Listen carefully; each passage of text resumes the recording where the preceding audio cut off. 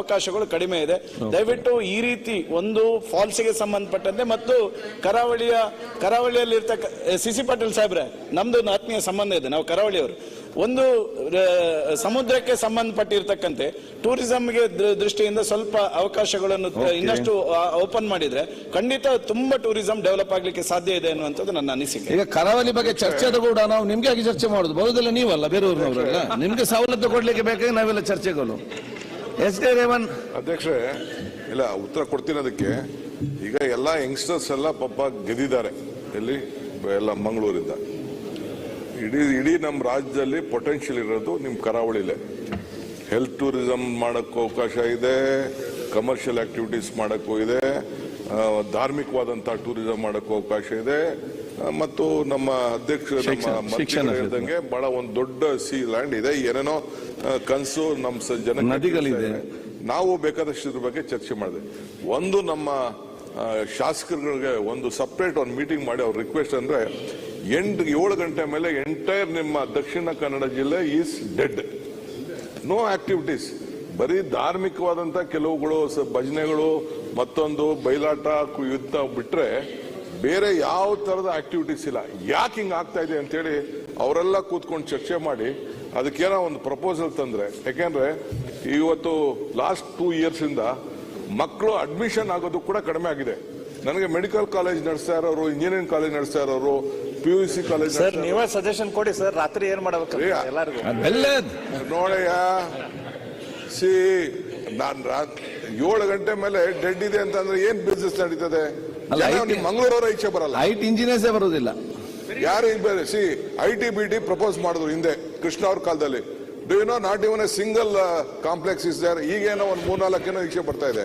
Highest number of engineering colleges ಇರೋದಲ್ಲೇ, highest number of medical colleges ಇರೋದಿದೆ.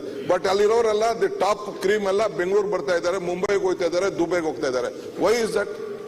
ಯಂಗ್ಸ್ಟರ್ಸ್ಗೆ entertainment ಅವಕಾಶ ಇಲ್ಲ ಅಂತಂದ್ರೆ ಯಾರು ಈಚೆ ಬರಕ್ ಹೋಗಲ್ಲ. ಇವತ್ತು ಏನಾದ್ರು ಒಂದು ಸಿಟಿ ಯಾವ್ದಾದ್ರು ಒಂದು ಲೈವ್ ಆಗಿ ಇರಬೇಕು ಅಂತಂದ್ರೆ ಸಾಯಂಕಾಲ ಅಟ್ಲೀಸ್ಟ್ ಅವ್ರ ತಲೆ ಓಡ್ಬೇಕಲ್ಲ. ಅದಕ್ಕೆ ಡೆಡ್ ಆಗಿದೆ ಸಿಟಿ. ನಾನು ಒಂದು ಸರ್ವೆ ಮಾಡಿಸಿದ್ದೀನಿ. ಅದಕ್ಕೆ ನೀವು ನಿಮ್ಮ ಶಾಸಕರುಗಳು ಕೂತ್ಕೊಂಡು ಏನ್ ಮಾಡಬೇಕು, ಜನ ಹೊರಗಡೆ ಹೋಗಿ ಏನ್ ಮಾಡಬೇಕು ಅನ್ನೋದನ್ನ ನೀವೊಂದು ಪ್ರಪೋಸಲ್ ಸರ್ಕಾರ ಕೊಡಿ. ಇಲ್ಲ ಡಿಸಿಎಂ ಸರ್, ನೀವು ಹೇಳಿದ್ದು ಹೇಳಿದ್ದೆ ಸರ್, ನೀವು ಹೇಳಿದ ಪಾಯಿಂಟಿಗೆ ಮರವಂತೆ ಬೀಚ್ ಅಲ್ಲಿ ಹಾಗೆ ಆಯ್ತು. 7 ಗಂಟೆ ನಂತರ ಏನು ಆಕ್ಟಿವಿಟಿ ಇಲ್ಲ. ನಾನು ಅಲ್ಲಿನ ಪಂಚಾಯತ್ ಲೋಕಲ್ ಎಲ್ಲರನ್ನು ಕರೆದ ಸಭೆ ಕರೆದು ಹೇಳಿದೆ, ಒಂದು ಸ್ಟ್ರೀಟ್ ಲೈಟ್ ಹಾಕ್ಲಿಕ್ಕೆ 2 ವರ್ಷದಿಂದ ಅರ್ಜಿ ಕೊಡ್ತಾ ಇದ್ದೇವೆ, ಇಲಾಖೆಯಲ್ಲಿ ಹೈಮಾಸ್ಟ್ ಹಾಕ್ಲಿಕ್ಕೆ ಅನುದಾನ ಇಲ್ಲ ಅಂತಿದ್ದಾರೆ. ಸೊ ಹಾಗಾಗಿ ಯಾವುದೇ ಸೇಫ್ಟಿ ಅವ್ರು ಹೇಳಿದ ಪಾಯಿಂಟ್ ಕೂತ್ಕೊಳ್ಳ ಮಾತಾಡ್ಬೋದು. ಉಪಮುಖ್ಯಮಂತ್ರಿಗಳು ಬಹಳ ಚೆನ್ನಾಗಿ ಉಲ್ಲೇಖ ಮಾಡಿದ್ದಾರೆ. ಉಪಮುಖ್ಯಮಂತ್ರಿಗಳೇ, ನಾವೆಲ್ಲ ನಿಮ್ಮ ಜೊತೆ ಇದ್ದೇವೆ. ಯಾಕಂತೇಳಿ ನೀವು ಹೇಳಿದ 100% ರೈಟ್ ಇದೆ. ಒಂದು ನಮ್ಮಲ್ಲಿ IT ಫೀಲ್ಡ್ ನವ್ರು ಯಾಕೆ ಬರ್ತಾ ಇಲ್ಲ ಅಂತೇಳಿ 7 ಗಂಟೆ ನಂತರ ನಮ್ಮಲ್ಲಿ ಡೆಡ್ ಇರುವ ಕಾರಣಕ್ಕೋಸ್ಕರ ಇವತ್ತು ಇಷ್ಟು ನಮ್ದು ಯಂಗ್ಸ್ಟರ್ಸ್ ಇರುವಂತ ಒಂದು ಜಿಲ್ಲೆ. ನೀವು ಖಂಡಿತವಾಗಿ ನೀವು ಏನ್ ನಿರ್ಧಾರ ತಗೊಳ್ತೀವಿ, ನಾವೆಲ್ಲ ಜಿಲ್ಲೆಯ ಜನ ನಿಮ್ಮೊಟ್ಟಿಗಿದ್ದೇವೆ. ನಾವು ಟೂರಿಸಂ ಮತ್ತು ಈವ್ನಿಂಗ್ ಸಂಜೆ ಹೊತ್ತು ಮತ್ತು ಎಲ್ಲಾ ದೃಷ್ಟಿಯಿಂದ ಡೆವಲಪ್ಮೆಂಟ್ ಆಗುವ ದೃಷ್ಟಿಯಿಂದ ಖಂಡಿತವಾಗೂ ನಾವು ಉಪಮುಖ್ಯಮಂತ್ರಿಗಳೇ ನಿಮ್ಮ ಜೊತೆ ನಮ್ಮೆಲ್ಲ ಜಿಲ್ಲೆಯ ಶಾಸಕರು ಇದ್ದೇವೆ ಅನ್ನುವಂಥದ್ದನ್ನ ಈಗ ಇಷ್ಟು ಇಬ್ರು ಒಂದು ಸಪರೇಟ್ ಮೀಟಿಂಗ್ ಮಾಡ್ತೀವಿ.